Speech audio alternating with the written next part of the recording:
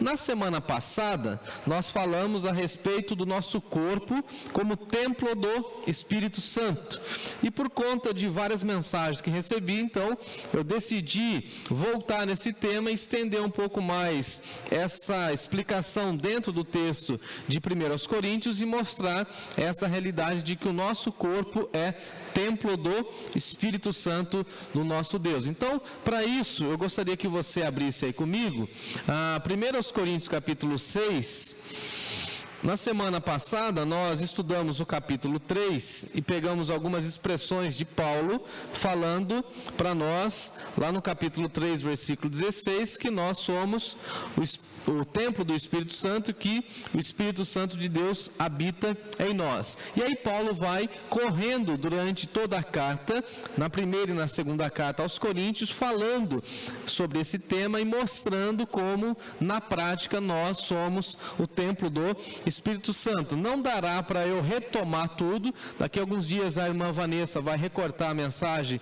da semana passada e nós teremos aqui disponível em nosso canal do YouTube, mas eu quero retomar algumas verdades que eu falei na semana passada. Mas antes disso, eu quero ler o texto com vocês.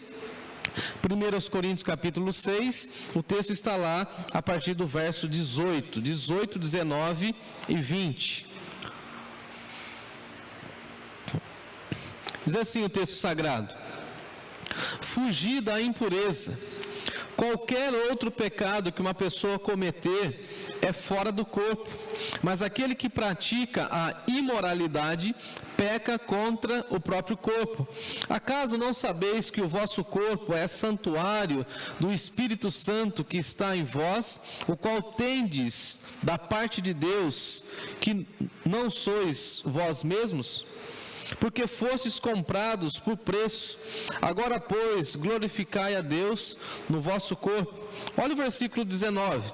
Acaso não sabeis que o vosso corpo é santuário do Espírito Santo que está em vós, o qual tendes da parte de Deus, e que não sois de vós mesmos? Porque fostes comprado por preço. Agora, pois, glorificai a Deus no vosso corpo. Vamos orar? Senhor nosso Deus e nosso Pai, diante da Tua Palavra, nós oramos mais uma vez pedindo que o Senhor fale ao nosso coração. Pedimos perdão pelos nossos pecados, nos arrependemos das nossas faltas, nos arrependemos das nossas limitações e fraquezas, nos arrependemos das nossas desculpas diante de tantas coisas que falamos que não faríamos mais e fizemos. Pedimos perdão, porque muitas vezes não usamos o nosso corpo para glorificar o Teu nome.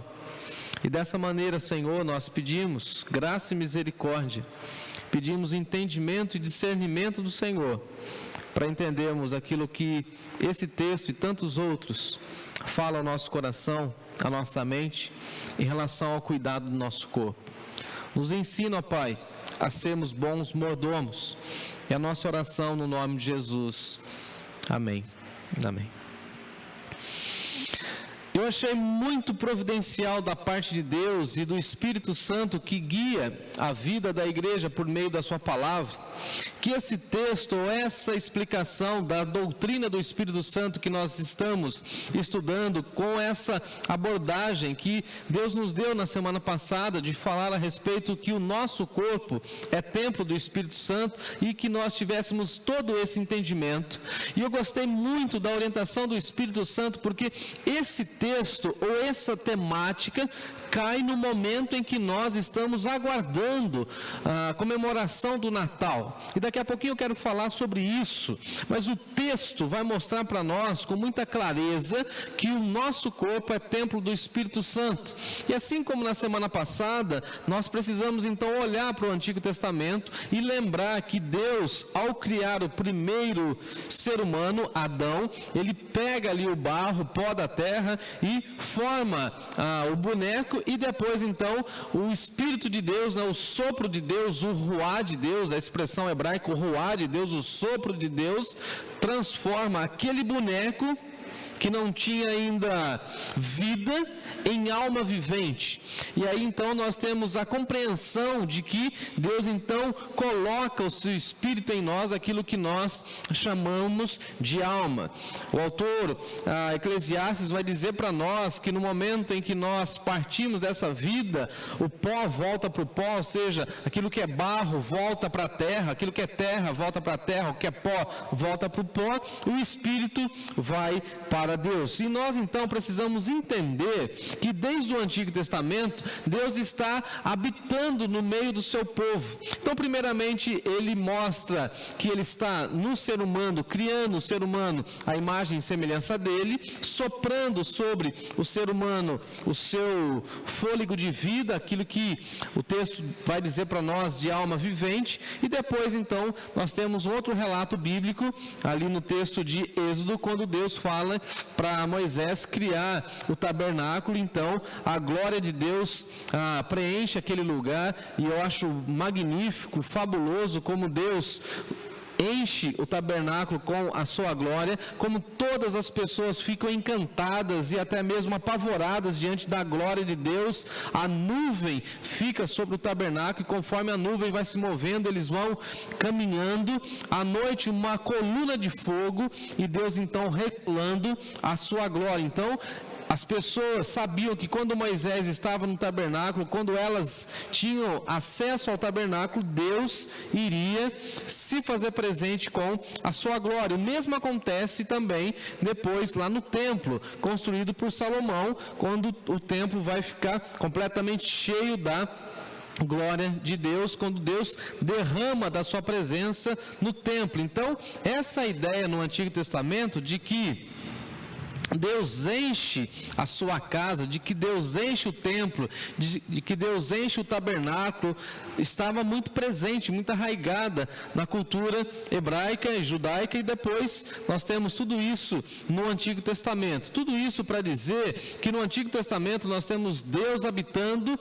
o tabernáculo e depois o templo. E aí no Novo Testamento nós temos a presença de Deus sendo estabelecida entre nós. E a expressão de João é muito importante, por isso eu falei da nossa realidade do Natal, quando o texto vai dizer para nós que Jesus habitou entre nós, ou seja, ele montou a sua tenda. Porque aquela expressão habitar é como se Deus falasse o seguinte: olha, agora eu estou morando entre vocês. E aí é o sentido do Natal. Jesus vem, nasce entre nós para mostrar a glória de Deus, e o texto de João vai dizer que ele veio cheio de graça e de verdade. Então, se no Antigo Testamento Deus estava habitando o seu povo por meio do tabernáculo, depois por meio do templo, agora em Jesus Deus se faz presente. Por isso Jesus é o Emanuel, o Deus conosco, e nós não estamos mais sozinhos. Então nós precisamos relembrar aquela palavra de Paulo, em que Paulo vai dizer lá em Atenas que Deus não habita em santuários humanos, que Deus habita no coração do ser humano. E é essa proposta que está na teologia de Paulo, que Paulo vai trabalhar com os coríntios. E por que Paulo vai trazer todo esse conceito para os coríntios? Porque os coríntios estavam muito contaminados ainda com a cultura secular da época, e eles não estavam entendendo que eles pessoalmente, cada pessoa de Corinto, ou da igreja de Corinto, é um templo do Espírito Santo de Deus, e juntos, como comunidade, formam então o templo dedicado a Deus. E lá no primeira reflexão que fizemos na semana passada, Paulo vai usar uma retórica e vai dizer o seguinte para eles: olha, vocês não sabem que vocês são santuários de Deus e que o Espírito de Deus habita em vocês? Vocês não sabem isso? Então, se vocês sabem, por que vocês não cuidam do corpo?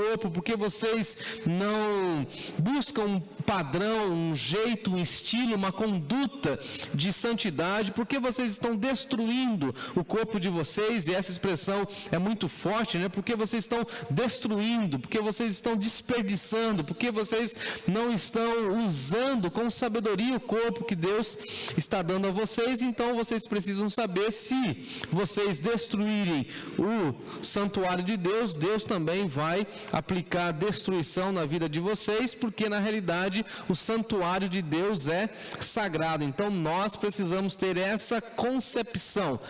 Todo ser humano criado à imagem e semelhança de Deus carrega dentro de si uma alma, e todos nós precisamos ter o entendimento de que nós precisamos cuidar do nosso corpo, porque nós, principalmente porque temos o Espírito Santo de Deus habitando em nós, precisamos ter a consciência de que o corpo foi dado por Deus, logo não é nosso, e logo nós que carregamos o Espírito Santo, que é santo, precisa estar no ambiente sagrado. Então, nós precisamos, dia após dia, despojar daquilo que não agrada a Deus, precisamos jogar fora conceitos, valores, assim como eu disse na semana passada, precisamos lavar a nossa alma, o nosso coração, a nossa vida, para cuidar da nossa própria espiritualidade e da santidade que precisamos ter e viver com o Senhor. E aí Paulo vai escrever aos Romanos dizendo para nós que nós precisamos apresentar os nossos corpos em sacrifício vivo, santo e agradável a Deus. Semana passada também eu falei um pouco sobre isso, né? A ideia do sacrifício que é sem defeito, sem mancha, e Paulo então vai trabalhando com essa retórica, dizendo que nós precisamos apresentar o nosso corpo, e aí cabe então a nossa mordomia. E essa verdade deveria, na realidade, mudar toda a forma como nós vivemos e como nós nos relacionamos com o nosso corpo. Deveríamos ter mais cuidado com o nosso corpo, com a nossa saúde, com a nossa alimentação, com a nossa saúde emocional, com aquilo que pensamos, com a forma que dormimos. Uma vez eu disse isso e uma pessoa até meio que desdenhou, parece que meio que tirou sarro de mim, falando assim: o que tem a ver, pastor, teologia e sono? Uma vez eu falei sobre isso, né, que nós precisávamos dormir, nós precisamos cuidar bem do nosso sono, precisamos cuidar bem da nossa alimentação, precisamos cuidar de tudo aquilo que envolve a nossa vida, precisamos diminuir o ritmo de vida, cuidar da nossa saúde emocional, nosso estresse, ter momentos de descanso. E a pessoa falou: o que tem a ver isso com espiritualidade? Eu falei: tem tudo a ver com a Bíblia. O próprio Deus descansa. O próprio Deus ensina para o seu povo o princípio do descanso, do Shabat, do momento de pausa. A terra também precisa de pausa, de descanso, do intervalo, e nós precisamos entender isso. Nós precisamos entender que o nosso corpo não é uma máquina. A máquina tem uma outra peça de reposição, o carro tem outra peça de reposição, uma máquina numa indústria tem a sua manutenção, e nós nos esquecemos que o nosso corpo não é uma máquina e que ele também precisa de cuidado, de manutenção. E aí Paulo vai falar da destruição. E dentro dessa retórica de Paulo, eu fiquei pensando assim: será que nós estamos cuidando bem do nosso corpo, estamos mostrando ao mundo que nós somos bons mordomos, ou será que nós estamos destruindo o corpo que recebemos do Senhor? E aí então nós precisamos lembrar e ter a concepção que Paulo está escrevendo aqui na primeira carta, no capítulo 6, e falando a respeito da sensualidade, falando da moralidade, porque o texto, na realidade, ele está dentro desse contexto. Dá uma olhadinha comigo, 1 Coríntios capítulo 6, a partir do versículo 12. Todas as coisas me são lícitas, mas nem todas elas me convêm. E aqui tem um princípio de Paulo muito interessante. Deus não te obriga a fazer nada, nem adorá-lo. E você pode fazer o que você quiser com o seu corpo, vírgula, mas saiba que Deus pedirá contas. Então todas as coisas me são lícitas. Eu posso fazer tudo? Pode, mas nem todas me convêm. E aí ele continua: todas as coisas me são lícitas, mas eu não me deixarei dominar por nenhuma delas. Eu posso fazer o que eu quiser. Se eu quiser me entregar a uma sexualidade pervertida, eu posso? Posso. Devo? Não devo. É lícito, mas me convém? A pergunta não é se é lícito ou não é lícito. A pergunta é: convém ou não convém? Convém eu ficar a madrugada toda acordado para ter um prazer de assistir uma série, ou de ficar jogando videogame, por exemplo, ou desperdiçando o meu tempo de sono com qualquer outra coisa? É lícito? Posso fazer isso? Posso. Mas convém? Não, não convém, porque eu vou danificar o meu corpo. Eu posso, por exemplo, deixar de tomar água durante uma semana e só tomar refrigerante? Posso. É lícito? Eu vou ser preso por conta disso? Não. Agora, convém diante de Deus? Diante de Deus, não. E aí Paulo vai trabalhando com esse conceito com a igreja. Eu vou me deixar dominar. Eu vou me deixar dominar por essa prática do mundo que diz que o nosso corpo tem que ser levado à exaustão para ganhar muito dinheiro. E a gente passa a vida toda tentando acumular dinheiro, e quando chega no final da vida, a gente pega o dinheiro que nós ganhamos, desperdiçando a nossa saúde, e pegamos o dinheiro para gastar com a nossa saúde. É uma incoerência. E aí Paulo vai dizer para nós a respeito da alimentação no versículo 13, e aí no versículo 14 ele vai usar um argumento muito forte, quando ele fala o seguinte: Deus ressuscitou o Senhor e também nos ressuscitará a nós pelo seu poder. Não é porque nós teremos um novo corpo que, estando aqui nessa vida, nós gastaremos esse nosso próprio corpo. E ele vai trabalhar com a ideia do corpo a partir do versículo 15, dentro dessa ambiência da igreja. Então veja, você precisa cuidar do seu corpo como um culto pessoal, como você apresenta o seu corpo diante de Deus em culto, ou seja, que vida você leva, ou como você leva a sua vida, cultuando a Deus com o seu corpo ou denegrindo a Deus com o seu corpo, edificando, cuidando do seu corpo ou destruindo. E ele fala o seguinte no versículo 15: não sabeis que os vossos corpos são membros de Cristo? Ou vocês perderam a noção de que vocês fazem parte da membresia da igreja? Vocês perderam a noção de que vocês estão ligados ao corpo, e aquilo que atinge a sua vida atinge também a igreja. Então a gente às vezes tem uma percepção muito errada e equivocada quando a gente fala o seguinte: ninguém tem nada a ver com a minha vida, ninguém tem nada a ver com aquilo que eu faço com o meu corpo, ninguém tem nada a ver com a minha própria individualidade. Mas esse é um pensamento de alguém que não teme a Deus, ou de que está fora da agenda da igreja, no sentido de que não entendeu a pauta do cristianismo. Porque a pauta do cristianismo fala o seguinte para nós: a sua vida, o seu corpo, diz a você, claro que sim, mas diz a todos nós. Então a forma como você cuida do seu corpo também interfere na nossa coletividade. Porque vale a pena lembrar que Paulo está escrevendo a uma igreja, diga-se de passagem, uma igreja complicada, difícil, com muitos problemas, semelhante à igreja brasileira, por exemplo.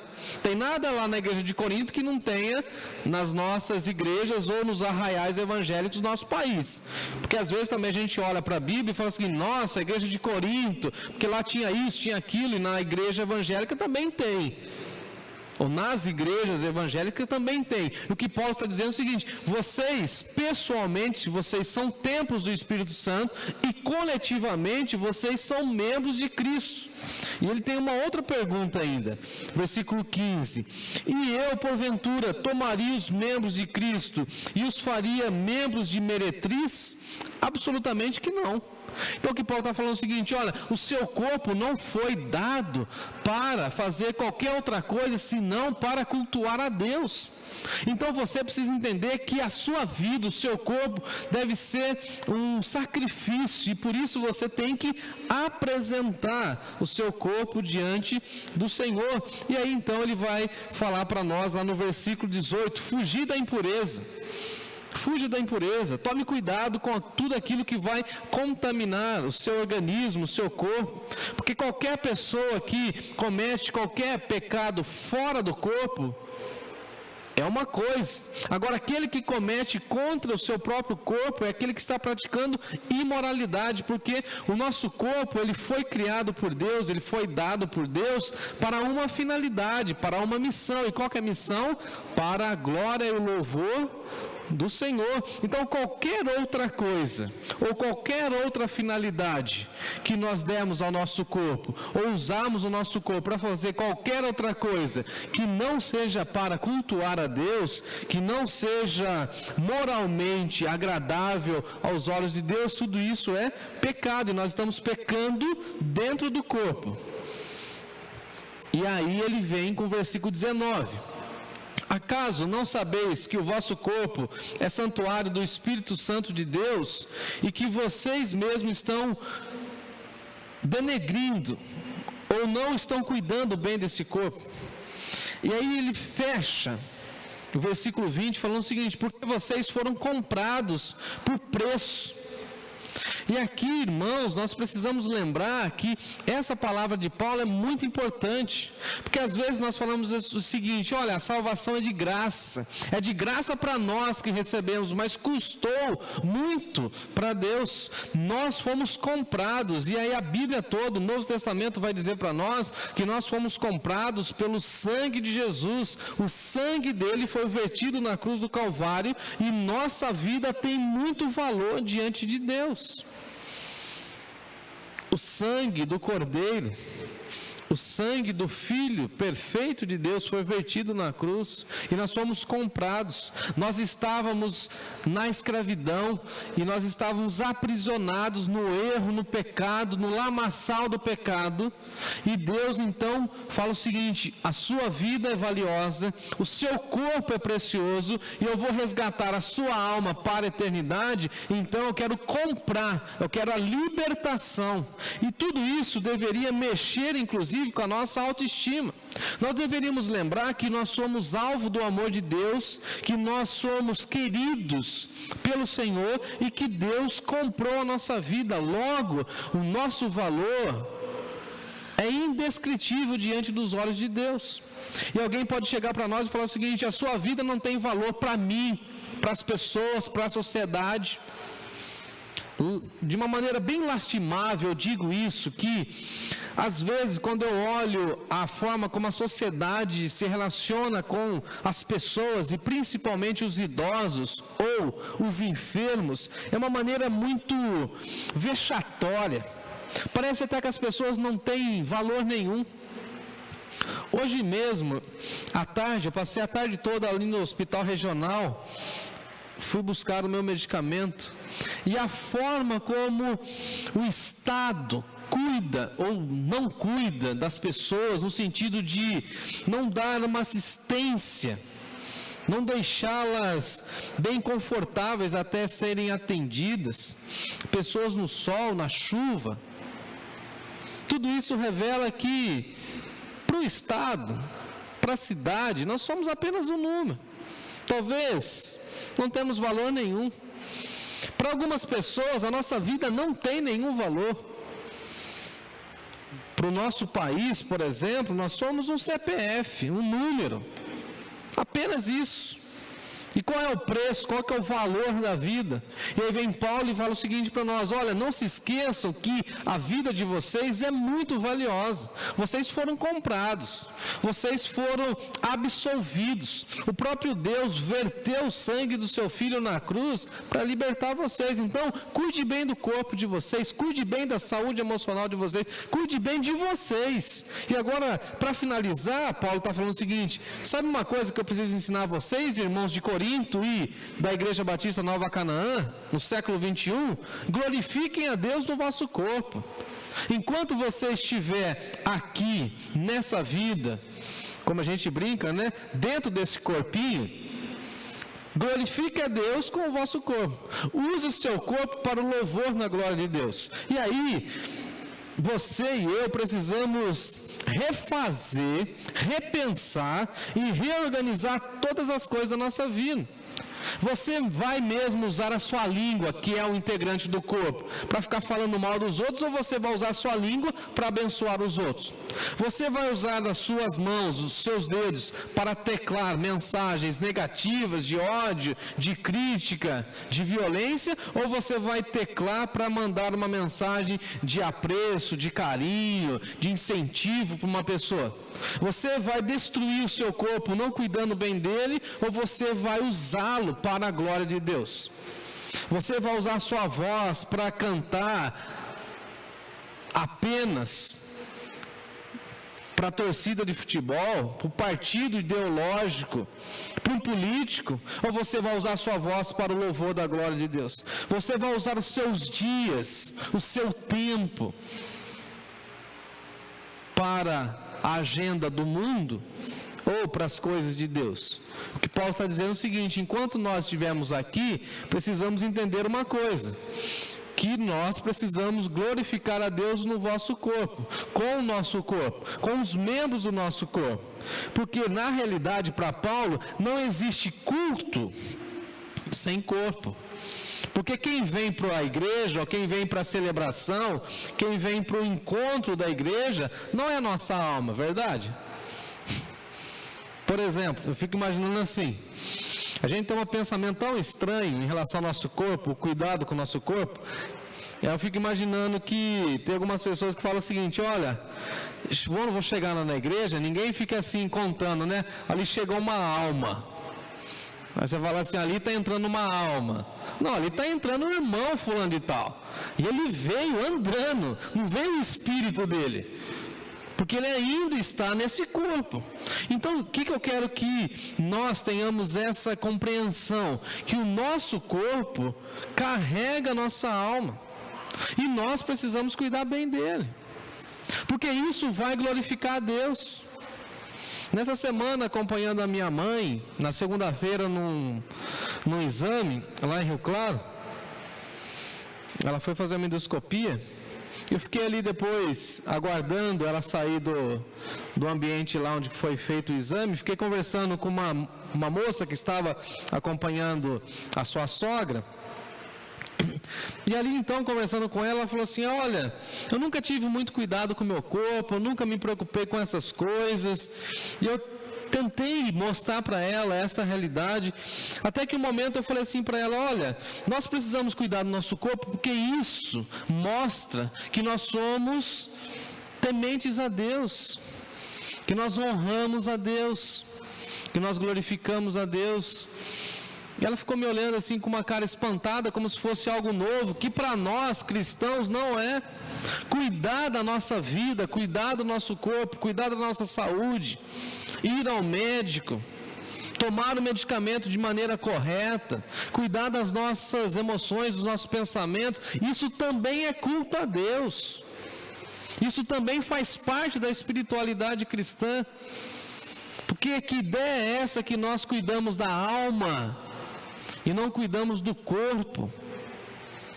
Porque cuidar do corpo também é cuidar da alma. E aí Paulo está dizendo o seguinte: e por isso que nós podemos fazer muitas coisas que teoricamente são lícitas, mas que não convém. Por que nós, cristãos, não inclinamos ou não damos vazão àquilo que o nosso corpo pede? Por exemplo, o que o seu corpo pede? Ou quais são os desejos, os apetites do seu corpo? Já parou para pensar nisso?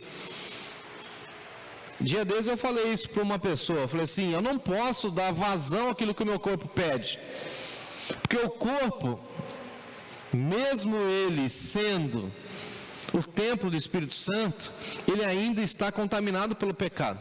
Ele aguarda a redenção de Cristo Jesus, mas ele pede, ele clama, ele anseia coisas que não agradam a Deus.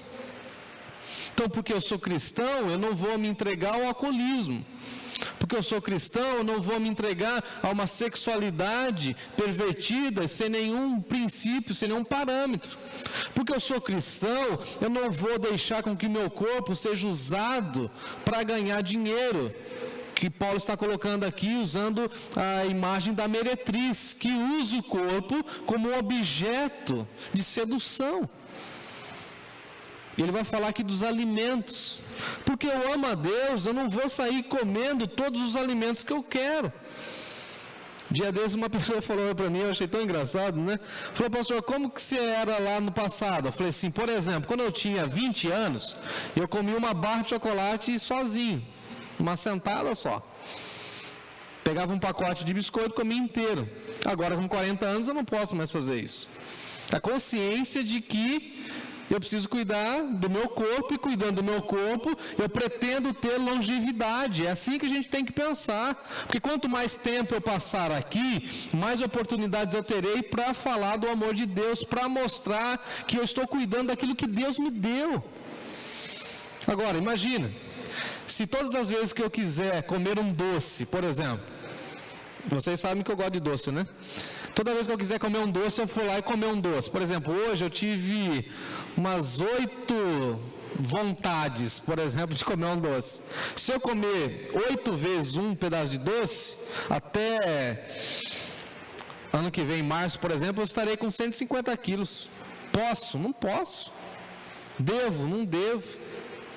Se o médico fala para mim e para você que a gente tem que tomar 2 litros de água e a gente não toma, o que a gente está fazendo? A gente não está cuidando bem do corpo, não estamos glorificando a Deus com o nosso corpo. Então o que eu quero mostrar aqui para a igreja?